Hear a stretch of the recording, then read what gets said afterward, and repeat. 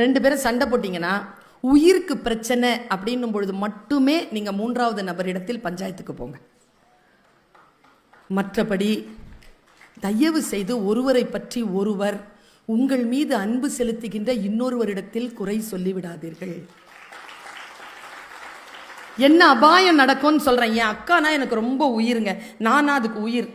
எங்கள் வீட்டில் என்னை ஏதாவது துன்புறுத்தினாருன்னா நான் அவன்கிட்ட போய் அக்கா என்னை இப்படி பண்ணிட்டாருக்கான்னு அவன் ஆரம்பிப்பா. ஐயோ தங்கத்தை எடுத்து தரையில் போட வச்சிட்டானே, உனக்கு இப்போ நான் முதல்லையே சொன்னேன் இது வேணான்னு சொன்னேன், எனக்கு தெரியும் அவன் இப்படி பண்ணும்.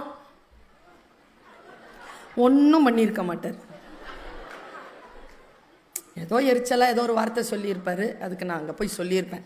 என்ன காரணம்னா விஷயம் இவ்வளோதான், ரொம்ப சிம்பிள். உங்கள் மீது அன்பு கொண்டவர்கள் உங்கள் மீது செலுத்துகின்ற அன்பின் விளைவால் உங்கள் குடும்பம் துண்டாகி விடுவதற்கு வாய்ப்பு உண்டு. ஒன்று செய்கிறீங்களா, பளிச்சுன்னு சொல்லிட்டு போகிறேன். புருஷன் பொண்டாட்டிக்கு மத்தியில்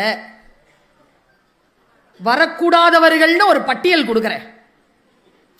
இந்த பேரை மட்டும் உள்ள சேர்த்துக்காதீங்க. ஒன்று நம்மளை பெத்தது,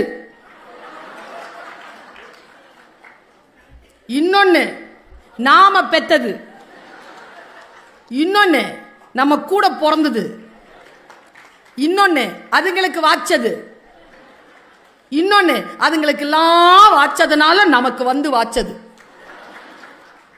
இதுங்களை உள்ளேயே விடாதீங்க, பேசி தீர்த்துக்கோங்க. என்ன சொல்ற, கோபம் இருந்துதா, ரொம்ப துன்புறுத்துறாங்களா, சேர்த்து வச்சுக்கோங்கிற. நான் எங்க போயிட போறாங்க, 60-65 வயசு ஆகட்டும், ஒன்னொன்னா எடுத்து அப்புறம் பார்த்துக்கலாம். குடும்பத்தை மட்டும் பிரிவதற்கு, கணவன் மனைவி பிரிவதற்கு ஒருவருக்கு ஒருவர் காரணமாகி போகாதீர்கள். குடும்பம் சேர்ந்தே இருக்கட்டும். சரியா? வீடியோ பிடிச்சிருந்தா லைக் பண்ணி கமெண்ட் பண்ணுங்க.